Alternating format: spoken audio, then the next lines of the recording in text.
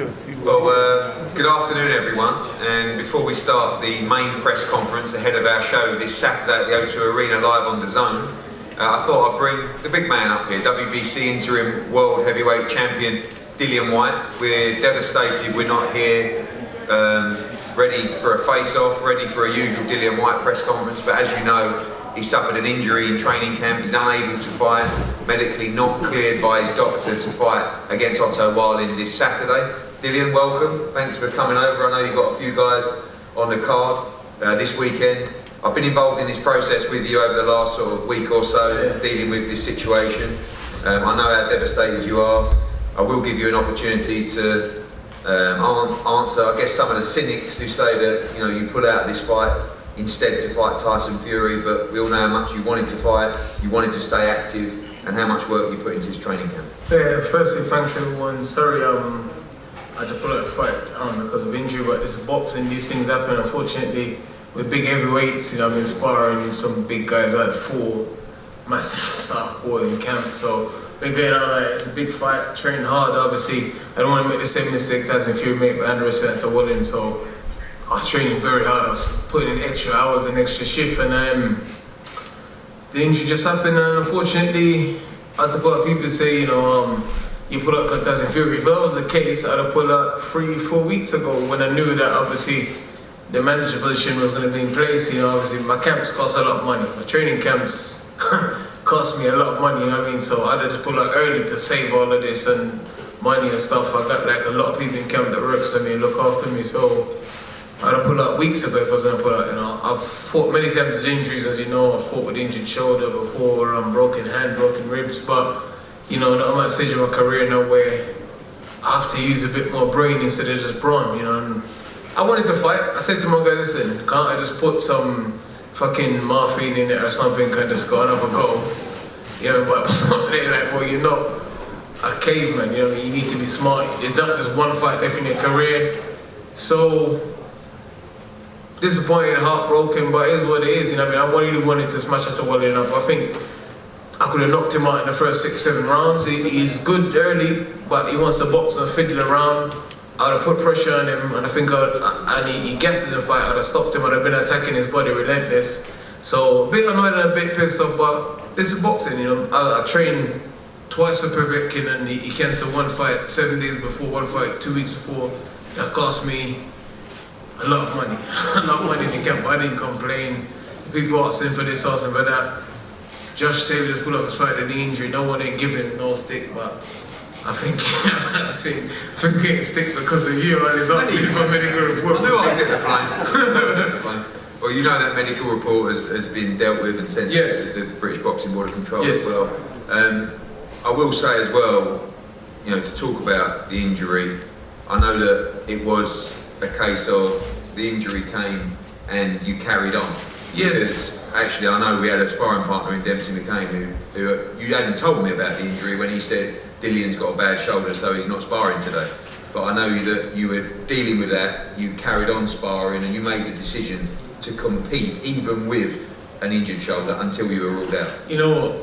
I had the injury, but we've had loads of injuries in camp before. It's normal, but so I was like, and I'm mentally and physically tough, so I always tried to push on. Like the guys see there's something wrong, and I was like, nah, I'm alright. I pushed on. Some girls basically sparring with one arm only. And these guys are big guys, but I was in there. I was giving it a go, trying my best. I was like, you know what? If I rest, I can make the fight. But then also, it's a double-edged sword because if you rest 2-3 weeks, the shoulder might get better, but your condition will go. And especially in the sparring phase, as any of my coaches will tell you over my career, I spar a lot. I do a lot of sparring, and I have 4 guys, they do 2 rounds apiece. It's not like some guys have 2 guys. They do 2 rounds apiece, 2 rounds in, 2 rounds out. So the guys are always fresh and they're pushing me and stuff. So I'm used to pain and struggle. So I was like, I can make it. But eventually, the body sometimes just, I had a good camp. I was in good shape. I'm still in good shape. I still feel good. Even up to, I think, Monday, I was like, one day fucking still make this fight. But then the guy's like, listen, relax, and I was like, alright, cool. Obviously, we know that the silver lining is the fight with Tyson Fury. Yes. WBC have already confirmed that you are the mandatory challenger. Yes. Tyson Fury. That fight will be ordered, and you will be facing him next. We know that probably won't be till early next year, not because of your injury, but because of the timings of the mandatory negotiations and Fury just fighting as well. But I know how disappointed you are to miss out on fighting in October, but it must be bittersweet at least knowing that you're in a situation where that fight will actually happen now and you will get a shot at the world heavyweight title. People just need to put a bit of respect on my name and understand this. Look, I fought Joshua, I fought Rivas. I've been trying to fight Tyson Fury a couple of times. We got harder than any pull out. I try and fight all the best people. Why would I be scared to fight Arthur Wallen, you know what I mean? And his idiot manager, Dimitri Salita. But yeah, at the end of the day, here's a silver lining. I'm still upset because lost starting opportunity, a lot of money, and also a good chance to beat someone who people really rate that I don't particularly rate, to be honest, to once again prove myself that I am that level and I'm capable of beating these guys that give these guys problems. I believe in myself and I know I can beat these guys. But the Tyson Fury fight is a fight I wanted. It's a fight that I tried to get before, like I said, mandate for belts and stuff didn't happen. And unfortunately for me now, it seems like it's going to go ahead. But you can never bank on anything with Tyson Fury because he might just say, I've had enough, I don't want to fight anymore. He might just say, and the longer rest is that 3-hour fight with Deontay Wilder. We don't know how much they're taking out of him or whatever, so we just have to wait and see. And obviously my team and you do what we need to do to get ourselves in position for the Tyson Fury fight. So now I'm just going to focus on recovering and healing up and just go and do what I do, Obviously a highly entertaining fight between Tyson Fury and Deontay Wilder.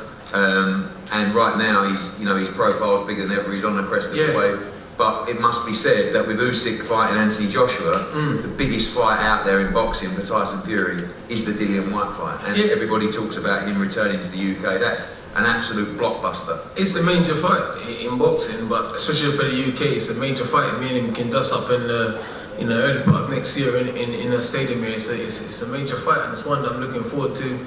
And I think Tyson Fury look forward to fighting me as well. It's a big fight. We know each other well. We spar each other. We spend time with each other. We've had our ups and downs and our beefs and stuff. But I think logically you'll think, this is a big fight. It's a good homecoming fight, and I think it should happen. So let's see. Well, we look forward to negotiations beginning for that fight. Well, finally, for this show, obviously we were faced with the decision to carry on or pack up and go home. We carry on with still a great card, with some great fights, and obviously want to get these guys out, particularly your guys on the card. A couple of words, obviously Thomas Carty, who came into camp with you, the Irish heavyweight, going to be fighting on the card. Just a brilliant fight between Castaneda and Yusuf Kamari, and of course the Savage down there, in with a real test against Eric Molina. First I want to thanks to you and the Zone and the guys and obviously my team for making this to go ahead, and thanks to the people who brought the tickets and stuff. But it's still a good card. There's good fights in it. You got the ladies on. The ladies are always in good fights. Good scrap. I'm a massive fan of female boxing, and you got my guys. You got Alan over there looking to come to the war and destruction only. That's all the guy does. I keep telling yo. Box a bit and get some rounds. He's like, no, I'm going to kill everyone in the first round. And that's a tough fight though, isn't it? I mean, look, Molina, no disrespect to Mark Bennett and that side, but Molina's on a completely different level. Molina's fought for 2 world titles, and and he's a guy that gets right off and he come back and beat guys. Look, he went to Poland, knock out Thomas Lamek, that was written off. So, it's a good test, but I think Babbage will put him away. Once Allen gets to the first round, then figure with Allen there. People say this and the other, but getting on the first round of Allen is hard work. It's hard work, The guy comes and he gives his all and he lays on the line. So you might get out the first round, but you're going to be tired and you're going to be damaged. And he likes that. He likes to mix and whatever, He likes to get involved and have a goal. So I think he will not many out in three rounds. I want him to get more rounds. It's very difficult to get guys to give him rounds, obviously, because the guy's quite intense. And then you got Yusuf in a great fight, and obviously Yusuf's been in camp. I see what he's been doing. He's inspiring 3 guys and giving him hell. And it's the best I've seen him look. I've known Yusuf for a while now. I've been running for a while, even before I signed him. I've been keeping an eye on him. Best I've seen him look. He's motivated and ready. You got Big Tom Wazy. I see him somewhere over there, somewhere how they release. You know, obviously, you know, he's good for Irish boxing, good looking guy, big heavyweight and stuff. He's good for Irish boxing. I think he's a good signing, and he's exciting as well. And I think he's gonna surprise a few people. You know, I think he needs a bit more experience with the big guys and stuff. But he's doing the right thing. He went to Joshua's camp, come to my camp, doing the right thing. Got a lot of faith into him. And then you got Johnny Fisher over there, big aggressive guy, selling a lot of tickets. So you know, I think it's gonna be one hell of a night. You got Craig Richards. Craig Richards is in a good fight. You know, Spider's always in good fights. You know, Spider's a guy I want him to do well. He's a friend of mine. I've known Spider a long time, and I want him to do very well. You know what I mean? He just keeps getting the tough fights. You know what I mean? Obviously, he's had a few hard fights. You know, want him to do well. You got young female over there, Ellie Scottney. You know, obviously exciting girl. You know, I'm looking forward to the Chantel Cameron fight as well. I'm looking forward to that because Chantel's very aggressive. And how genuine were you? I know you were genuine because you made me put the offer in, but for your man Savage to face Otto Wallin. Listen, Alan don't care. If I say to Alan tomorrow, you're gonna fight, he doesn't care. He just wants to fight. That's what me and the guy did. Listen, me and the guy had one spar. First I met, we had one spar, and I said to him, what you doing? How much fights you had and whatever? And he said, I've had like 100 or whatever amateur fights or whatever, but now I'm just not really interested in boxing because of this and that. And then I was like, bro, you know what, this guy, I connect with him. I think we was getting ready for Rivas, yes. And you know what I mean, and after I was like, you know, I spoke to my coach at the time, which was Mark Tibbs, and he was like, you know, this guy's got the potential. And after we I decided, you know, I'm gonna sign him and give him opportunities, and then the guy's just gone on and pushed on and very loyal guy. And any fights, I've suggested fights to him to see where he's at, to see whether he will say, no, I'm not ready for that yet. I was just joking. I said, Alan, what do you think about fighting this guy? He's like, what? Let's go. I'm just like, alright, cool. I was like, relax, you need bronze and experience. But Wallin didn't want it because Alan's dangerous, he's got nothing to lose. Wallin does, so I can understand why you want to fight him because Bobby Sanders wasn't knocking anyone out, you know, because of the intensity and early doors he starts fast, so you have to be careful. So I could understand why you do want it. Well, we look forward to seeing him in action, and again, disappointing for you. I know personally how gutted you are. You couldn't fight at the O2 on Saturday, but we look forward to that fight finally with Tyson Fury early next year. Thank you, Dillian Whyte. And we're going to break now for a couple of interviews with Dillian, and then we'll start the main press conference in around 10 or 15 minutes. Thank you.